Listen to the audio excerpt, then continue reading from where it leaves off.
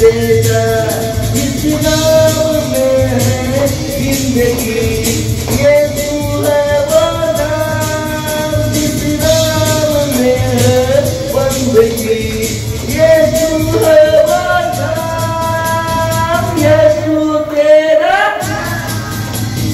सबसे,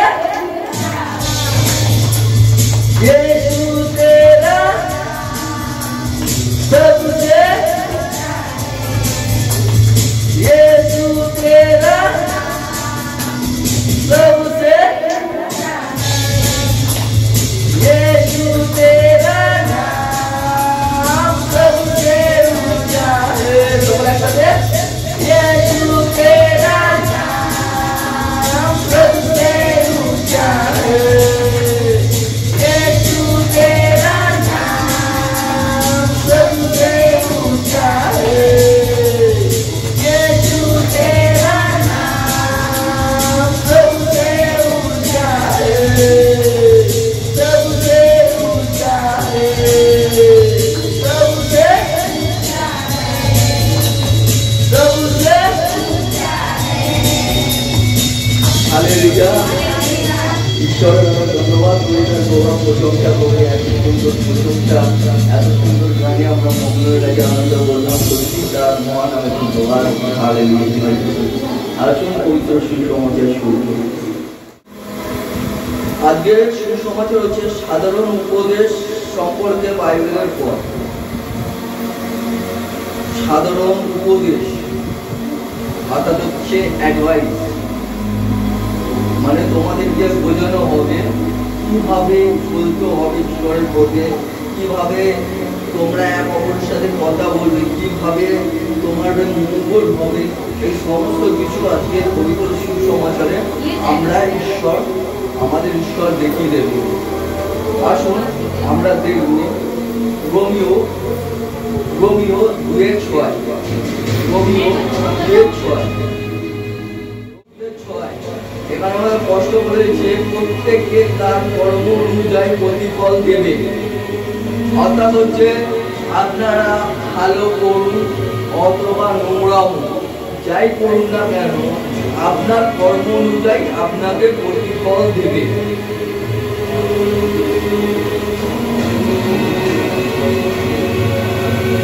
আপনি যদি সত্যি ঈশ্বরের বাক্য জানেন আর বাক্য জেনেও তবুও পাপ করবেন বা অন্যায় করছেন, তার প্রতিফল আপনাকে ভোগ করতে হবে। আর যদি আপনি বাক্য অনুসারে চলছেন, ভালো ভালো কাজ করছেন, তার অনুসারেও আপনাকে প্রতিফল দেবেন। তো আসুন আরো দেখেন ও কি বলছে, রোমিও 2:7।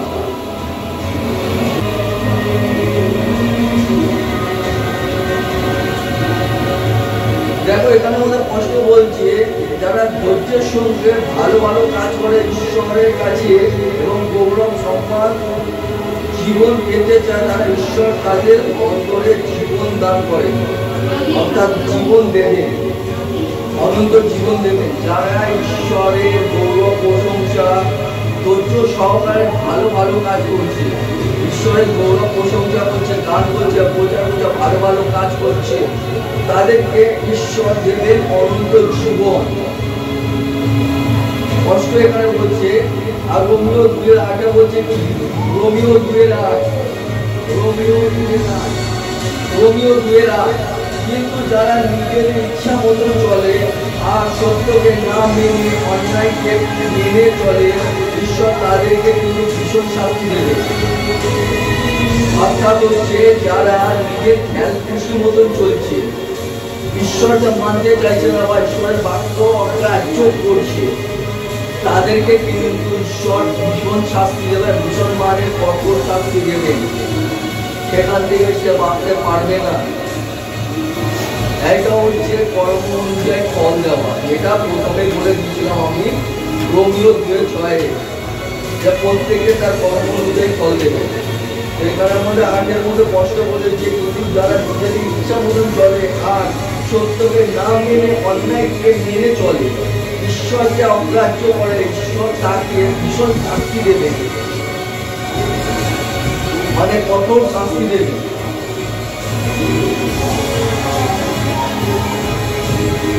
আসুন আরো দেখে নেবো রোমিও 2:9 কি বলছে। যারা পাপ করে বেড়ায় তাদের প্রত্যেককে দুঃখ কষ্ট এবং দুর্দশা হবে, প্রথমে ইহুদিদের, পরে অন্যান্য জাতিদের।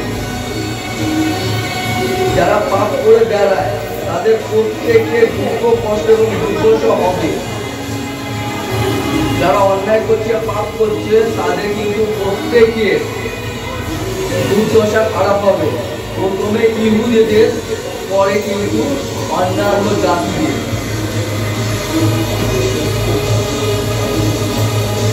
এরা পবিত্র সুসমাচার স্পষ্ট বলে দিচ্ছে।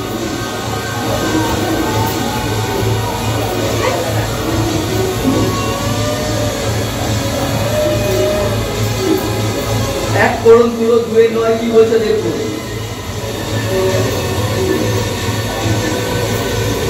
1 Corinthians 2:9, 1 Corinthians 2:9। কিন্তু পবিত্র শাস্ত্রের কথা মতন ঈশ্বরকে যারা ভালোবাসে তাদের জন্য তিনি যা যা ঠিক করে রেখেছেন সেগুলো কেউ চোখেও দেখেনি, কানেও শোনেনি এবং মনেও ভাবেনি। ঈশ্বর যে সমস্ত মানুষের জন্য যা যা ঠিক করে রেখেছে সে কোনো কিছুই এখনো না চোখে দেখেছে, না কানে শুনেছে, না কোনোদিন মনেও ভাবতে পেরেছে। আর এইটা লেখা আছে শাস্ত্রে। এবং শাস্ত্রে কোথায় লেখা আছে? যিশাইয়া 64:4, যিশাইয়া 64:4, যিশাইয়া 64:4। সে আগেকার কাল থেকে তুমি ছাড়া আর কোন ঈশ্বর কথা কেউ কানেও শোনেনি। দেখুন এখানে বলে কষ্ট বলছে যিশাইয়া 64:4, সে আগেকার কাল থেকে অর্থাৎ পুরাকাল থেকে তুমি ছাড়া আর কোন ঈশ্বরের কথা কেউ কানেও শোনেনি, চোখেও দেখেনি, যিনি তার অপেক্ষাকারী জন্য কাজ করে থাকে। অর্থাৎ যারা তার জন্য পরিশ্রম করছে, ধৈর্য ধরে বসে আছে, তাদের জন্য ঈশ্বর কাজ করে থাকে।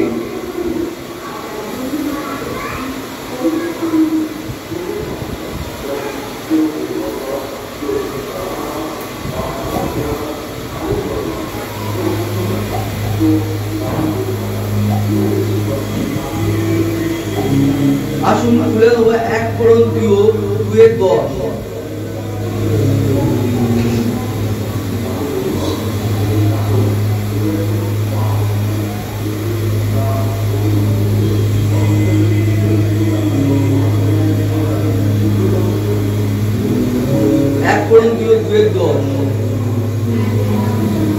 কিন্তু ঈশ্বর তার আত্মার মধ্যে দিয়ে সেগুলো আমাদের কাছে প্রকাশ করেছে, কারণ পবিত্র আত্মা অজানা কিছুই নেই, এমনকি তিনি ঈশ্বরের গভীর বিষয় জানেন।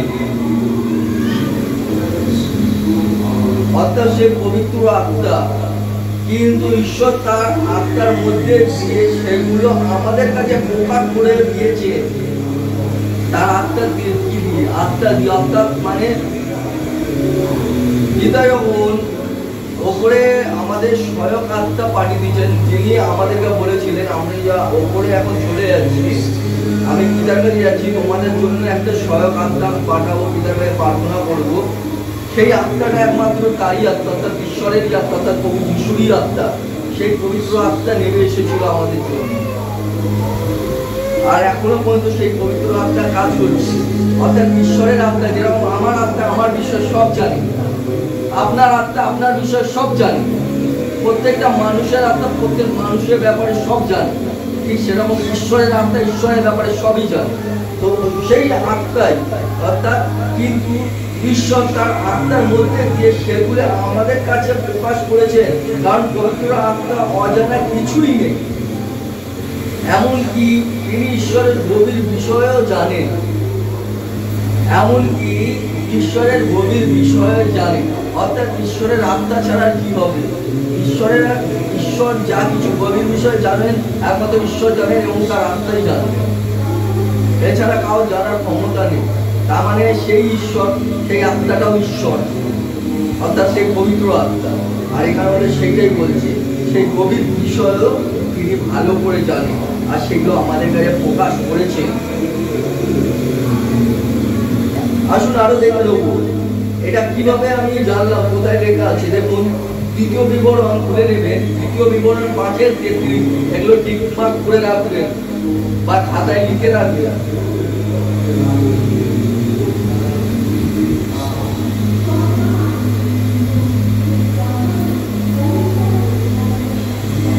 দ্বিতীয় বিবরণ 5:33,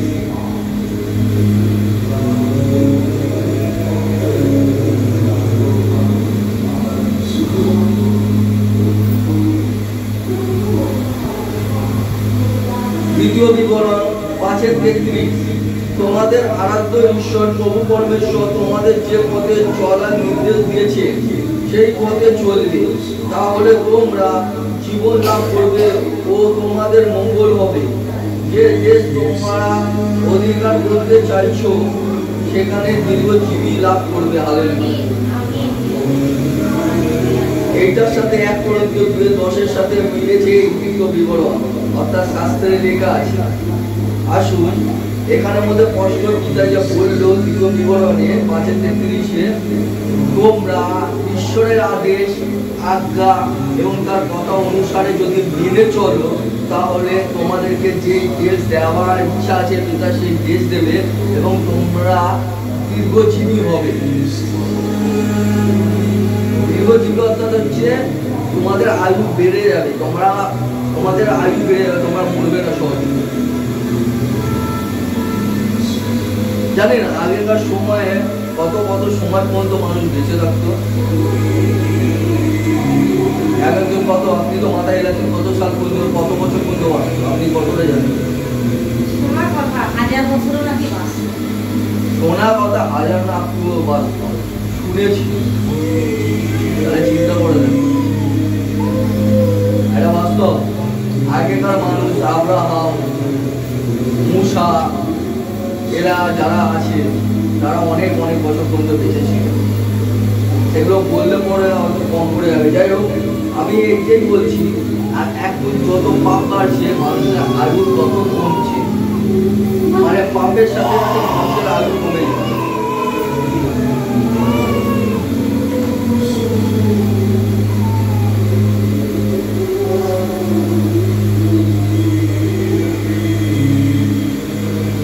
আয়ুর সাথে সাথে মানে পাপের সাথে সাথে মানুষের আয়ু পর্যন্ত কমে যায়। এখন দেখুন 100 বছরও কাছে না, খুব কম মানুষ, খুব জোর হলে পরে 70, এর বেশিতে টপকাবেই না। 80, 90, 100-তে কম মানুষ যাচ্ছে। যাই হোক, এই কারণে কারণ পাপ এগিয়ে যাচ্ছে। তো পিতা এখানের মধ্যে বাক্যটা বলছে তোমরা যদি আমার আদেশ অনুসারে চলো, আমার কথা অনুসারে চলো, তাহলে তোমরা দীর্ঘ আয়ু হবে, মানে তোমাদের আয়ু বেড়ে যাবে। আর তোমরা যদি নিজের ইচ্ছা মতো চলো তাহলে আয়ু কমে যাবে, আর তোমাদের পাপের ভোগান্তি তোমাদের ভুগতে হবে। আমোস 5:14, দেখুন এখানের মধ্যে স্পষ্ট ভাবে বুঝিয়ে দিয়েছে, যেরকম দ্বিতীয় বিবরণ বলেছে যে তোমাদের দীর্ঘায়ু হবে তোমরা যদি ঈশ্বরের কথা মনে চলো, ঠিক সেরকম আমোসের মধ্যে বলে দিয়েছে। কি বলেছে? যেটা এক্ষুনি আমি আপনাদেরকে বোঝালাম, সৎ পথে চলো, অসৎ পথে নয়, তাহলে প্রাণে বাড়িবে, আর তোমাদের দাবি মতো সর্বাধিপতি প্রভু তোমাদের সঙ্গে থাকবে। তোমাদের দাবি মতন সর্বাধিক প্রভু তোমাদের সঙ্গেই থাকবে। তোমরা যখন যেরকম পিতাকে ডাকবে তোমার সঙ্গে থাকবে, কিন্তু তুমি যদি অসৎ পথে চলো তাহলে বলে পিতা কোনোদিন থাকবে না।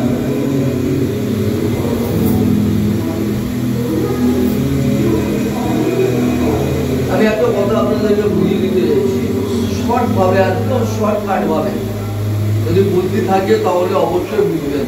একটু চোখটা খোলে, অনেকক্ষণ দিয়ে তো বললাম, বাক্যটা বলছিলাম, তো একটু ভালো করে বুঝে। প্রার্থনা যখন করেন তখন তো ঈশ্বরকে বলেন, বিশ্বাস করে যে ঈশ্বর সব দেখছে, ঈশ্বর সব শুনতে পাচ্ছে, আমার প্রার্থনা শুনতে পাচ্ছে।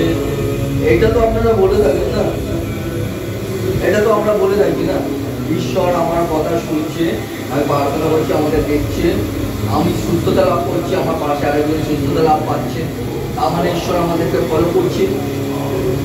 এবার প্রার্থনা শেষ হয়ে যাওয়ার পরে যে আপনারা ভুলভাল করছেন, তখন কেন মনে হয় না যে তখন ঈশ্বর দেখছে না? তখন কেন ভুলে যাচ্ছে? তখন কি আপনাকে প্রার্থনার সময় শুধু আপনাকে দেখছে, আদার্স টাইমে আপনাকে ফলো করছে না? কেউ নিজের বরের পকেট দিয়ে টাকা বার করছে, কেউ কাউকে খিস্তি দিচ্ছে, কেউ কারোর সাথে লড়াই, একজন যদি ঘরের মধ্যে এসে ঝগড়া করছে তো আর একজন ঝগড়া করতে লেগে যাচ্ছে, কেউ নোংরা নোংরা কথা বলছে, কেউ ব্যভিচার করছে, কেউ পাপ করছে, কেউ মূর্তি পুজো করছে। তো আপনারা কি মনে করছেন যখন প্রার্থনা করেন তখনই শুধু ঈশ্বর দেখে, আদার্স টাইমে কি বিদ্যা মানে চোখ ঘুমিয়ে থাকে? তোরা পড়ার পড়ার জ্ঞানী আছে না, মহামারী লাগছিল যখন বিপদ আপনে তখন বলে ঈশ্বর আমাকে বাঁচিয়ে দাও, তখন এইসব মুখ দিয়ে বেরাবে না, তখন ঈশ্বর শুনে নেবে। পাপ করার সময় তখন ঈশ্বরকে মনে পড়ে না ঈশ্বর আমাকে দেখছে, বাবা পরে আমাকে ভালো করে একদম লঙ্কা লেবু দিয়ে আমাকে ভালো করে মশলা করে দেবে, মনে পড়ে না তখন না?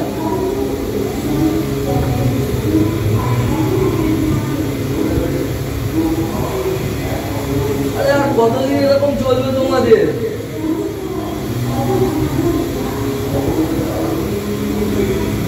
কোথায় আছো তোমরা?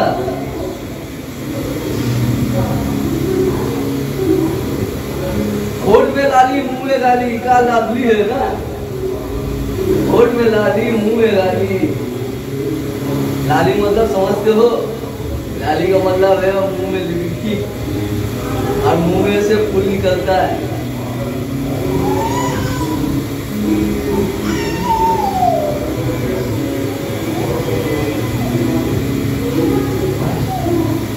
दोस्ती करो सट के और खाओ पियो हट के, बहुत मजा आता है। বাজে জিনিসগুলো ছেড়ে দিন, মহা বিপদে ফাঁসছেন। মনে রাখবেন আপনি যখন প্রার্থনা করছেন তখন ঈশ্বর দেখছে। আপনি যখন কাউকে মন্দ কথা বলছেন বা গাল মন্দ করছেন বা ঝগড়া করছেন বা কাউকে ঠকাচ্ছেন বা যা কিছু করছেন নোংরামু, সেটাও কিন্তু ঈশ্বর দেখছে। আপনি মনে করবেন না যে ঈশ্বর দেখছে না, সর্বদা দৃষ্টি আপনাদের উপরে তার। একটা মা যেরকম নিজের বাচ্চাকে ছেড়ে দেয়, যা কিছু কাজ করে নজরটা ঠিক বাচ্চার দিকে থাকে, যদি কোনো বিপদ হয়, যদি কোনো বিপদ হয় তারা জানে, একটা মা জানে আমার ছেলে বা আমার বাচ্চা বা আমার সন্তান একটু দুষ্টু আছে বা একটু খারাপ আছে, একটু অন্য টাইপের আছে, কিন্তু কি করবো, ফেলে দেওয়া যায় না, চোখে চোখে রাখতে হবে, নাহলে বিপদ ওর হবে। ঠিক সেরকম ঈশ্বরও ভালো করে জানে কে কিরকম ধরনের মানুষ আছে, সে চোখে চোখে রাখছে যাতে তোমাদের ক্ষতি না হয়ে যায়। তোমাদেরকে এখনো সময় দিচ্ছে, মন ফেরাও, নাহলে মরবে।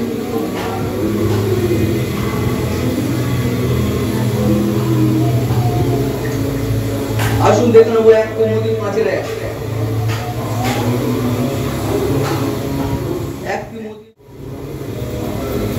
দেখো এখানে মধ্যে বলছে 1 তিমোথী 5:1, যারা বৃদ্ধ তাদের দোষ যদি করে, মানে ধরুন কোনো ভুল করেছে তাদেরকে বুঝিয়ে দাও, কিন্তু কোনো রকম কড়া কথা বা রেগে গিয়ে কোনো উল্টো পাল্টা কথা বলে দিও না। উল্টো পাল্টা কথা বলে দাও, বাবার মতন করে তাদেরকে সংশোধন করো। এবং যুবকদেরকে ভাইয়ের মতন করে তাদের সংশোধন করো। যদি কোনো বয়স্ক লোক তোমাদের ওপরে যদি কোনো কিছু ভুল করেছে, তাদেরকে বাবার মতন ভালোবেসে তাদেরকে বোঝাও, সেটাকে মিটমাট করে দাও। এবং যারা কম বয়সী ছেলে আছে, দাদা হোক বা ভাই, যুবক মানে কম বয়সী ছেলে যুবক, তাদেরকে দাদা ভাই হিসাবে সেই সমস্ত ভুলটাকে সংশোধন করে দাও। তাদের সম্পর্ক বানিয়ে নাও, দাদা ভাই সম্পর্ক বানিয়ে নাও, এতে তোমরা প্রাণে বাঁচবে। ভুলভাল কাজ করো না, নাহলে মরবে। আর এখানে মধ্যে বলছে 1 তিমোথী 5:2, 1 তিমোথী 5:2, 1 তিমোথী 5:2,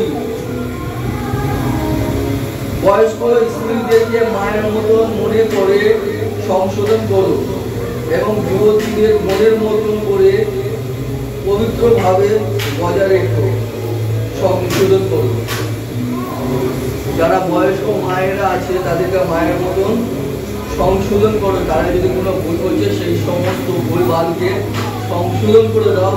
এবং যারা যুবতী মানে কম বয়সী মেয়ে আছে তাদেরকে বোনের মতন ভালোবাসো, তাদেরকে ভুলটাকে ঠিক করে দাও, যাতে আমি ভুল না করতে পারো। এবং এরা কম বয়সী ছেলে মেয়েদের মধ্যে, মণ্ডলীর মধ্যে, দুজনের মধ্যে ভাই বোনের সম্পর্ক বানিয়ে দাও, যাতে তারা কোনো ভুল পদক্ষেপ বা ভুল কাজ না করতে পারে। যারা একসাথে যদি কোনো জায়গায় বেরায় তাহলে পরে তারা লোকে দেখলে পরে বুঝতে পারে এরা ভাই বোনে যাচ্ছে, মণ্ডলীর কাজে যাচ্ছে। এরা মণ্ডলীর লোক আছে, এরা যারা আছে সব এরা নিজেরা ফ্যামিলি। ফ্যামিলি মানে হচ্ছে এক আছে, এরা এক আত্মা, এক বাপের সন্তান, এরা সকলে ভাই বোন, মা ভাই বোন। কেউ এটা আঙুল না তুলতে পারে যে এরা নোংরামি করছে। এখানে মধ্যে সেটাই বলছে, বয়স্ক স্ত্রীদেরকে মায়ের মতো সম্মান দাও এবং এদের ভুলটাকে সংশোধন করো। এবং কম বয়সী মেয়েদেরকে বোনের মতো চোখে দেখো এবং তাদের ভুলটাকেও দেখিয়ে দাও আর এদেরকে ভুলটাকে সংশোধন করে দাও। আসো আরো দেখা নেবো 1 তিমোথী 5:17, 1 তিমোথী 5:17।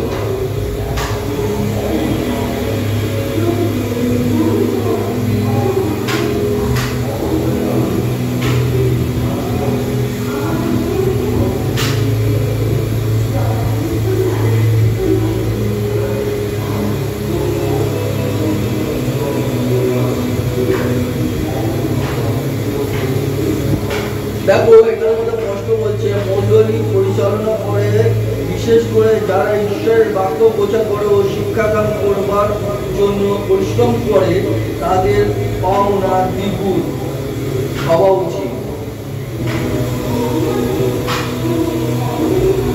কি পাওনা? সম্মান। এখানের মধ্যে বলছে মণ্ডলী পরিচালনা করে এবং বিশেষ করে যারা ঈশ্বরের বাক্য প্রচার করে ও শিক্ষা দান করবার জন্য পরিশ্রম করে, তাদের পাওনা দ্বিগুণ হওয়া উচিত। অর্থাৎ সম্মান, ভালোবাসা, এই সমস্ত দ্বিগুণ হওয়া উচিত। কেননা সে আসে তোমাদের মন পরিবর্তন করার জন্য, সে পরিশ্রম করছে যাতে তোমরা ভুল পথে না চলে যাও। সে পরিশ্রম করছে যাতে তোমাদেরকে একতা রাখতে পারো। সে পরিশ্রম করছে যাতে তোমরা ভুল পথে না বেরিয়ে যাও।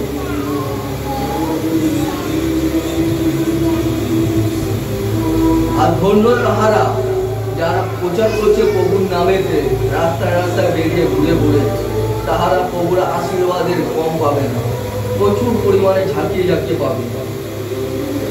কেননা সময় কম, পিতা বলেছে আমার সুসমাচার প্রচার করতে, বলে তোমরা বেরিয়ে পড়ো, ঘরে ঘরে রাস্তায় রাস্তায় বেরিয়ে গিয়ে প্রচার করো।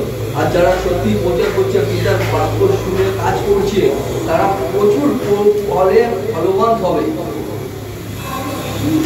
সে খাওয়ার কথা শুনবে না, খাওয়ার বাধা মানবে না, সে খালি একমাত্র যিশুর কথাই শুনবে, কারণ তিনি একমাত্র ঈশ্বর। আর তিনি বলেছে প্রচার করতে। তিনি তাকে বলেনি ঘরের মধ্যে শুয়ে থাকো, তাকে বলেনি ঘরের মধ্যে পড়ে থাকো। সে যদি প্রচার করতে বেড়াচ্ছে তার মানে সে আশীর্বাদ কামাচ্ছে। কত যে আশীর্বাদ কামাচ্ছে কোনো ঠিক নেই। আমরা যদি একজন পাপীও মন পরিবর্তন করেছে আর ঈশ্বরের ওপরে, ঈশ্বরের স্বর্গরাজ্যে উলুধ্বনি বাজছে, এবং যারা মন পরিবর্তন করেছে ফলে তাদেরও বংশ পরম্পরা আশীর্বাদ পেয়ে গেছে। এবং যেসব পাপের মধ্যে ভুগছিল হয়তো তারাও মৃত্যুদণ্ড অর্থাৎ সেই নরক থেকেও বেঁচে আসছে। এটা মানুষ ভুলে যাচ্ছে। কিন্তু যারা ঈশ্বরের কাছে ব্যাঘাত ঘটাচ্ছে বা প্রচারে ব্যাঘাত ঘটাচ্ছে, সে ঈশ্বরেরই শত্রু হয়ে দাঁড়াচ্ছে,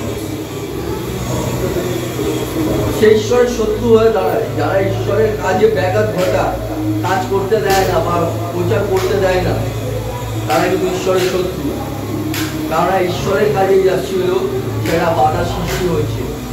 কোনো মানুষ হোক বা শয়তান হোক, শয়তানের মারফতেই কিন্তু মানুষ আটকায়। আর যে আটকাছে অর্থাৎ সে ঈশ্বরের শত্রু হচ্ছে, আর ঈশ্বর কিন্তু তাকে পানিশমেন্ট করে। আমরা বুঝতে পারছি না সবকিছু কি রাখতে হয় গো মা? ভালোবাসা হচ্ছে এমন একটা জিনিস যে খারাপ মানুষকেও ভালো করে দিতে পারে, রাগটাকেও কমিয়ে দিতে পারে। কথা বলতে শিখতে হবে।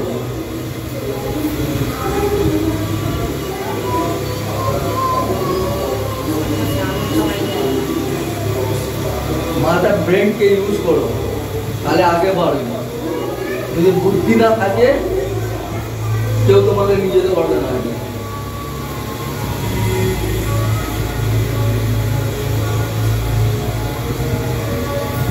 নোংরামো করার সময় দেখবেন কোনো মানুষের শেখাতে হয় না কিভাবে নোংরামো করতে হয়। কেউ কাউকে যদি প্রেম করে তাকে বলতে হয় না। একটু আগে শুনলেন কি বলেছিল যে ওর বিয়ে দিতে হবে একজনকে, এবার এর সাথে মানে এবার ভালোই হবে, বাচ্চা দেখতে পেরে গেছে, যদি এখন যেত তাহলে দর্শন পেয়ে যেত। হঠাৎ করে কি বললো, আমি সকালেই দর্শন করে নিয়েছি মোবাইল ভিডিও করে। তাহলে ভাবুন, এটা হলো ভালোবাসা। এটা শেখাতে পারিনি, দর্শন করে নিচ্ছে সেটাও আবার বলে দিল, এটা হলো ভালোবাসা।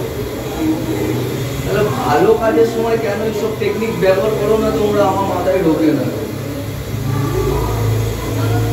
এইসব ফালতু জিনিসে তোমরা টাইম নষ্ট করছো। এইসবে তো শেখাতে হয় না মেয়েদেরকে বা ছেলেদেরকে। তো ঠিক নিজের টেকনিক ইউজ করে নেবে। ফোন তো আছে, ভিডিও কল করে মুখটা দেখে দিলে হয়ে গেল, মনে শান্তি। ও ব্যাপার বলতে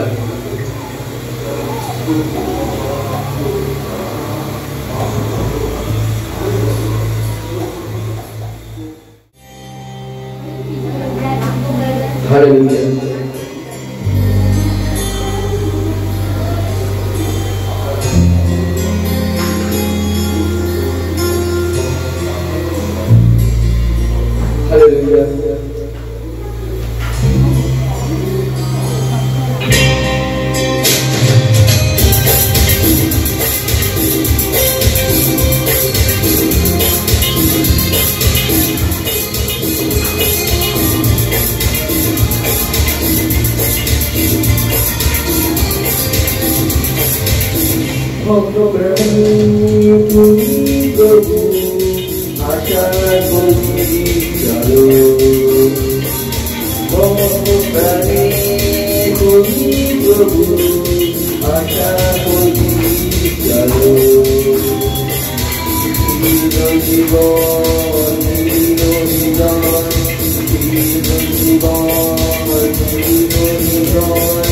তুমি খুশি করো, তুমি প্রভু আশা করি চলো। প্রাণে তুমি প্রভু আশা করি চলো।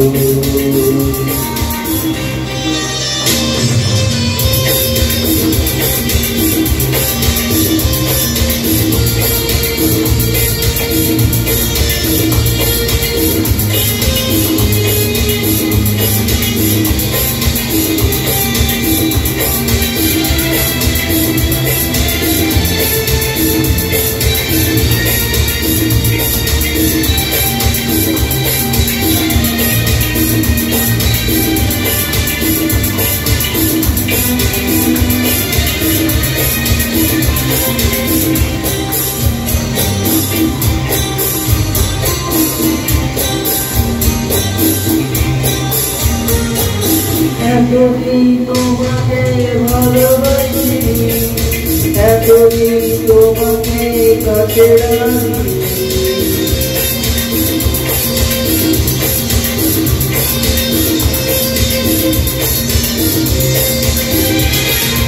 এতদিন তোমাকে ভালোবাসি, এতদিন তোমাকে কাছে রাখি। আজ তুমি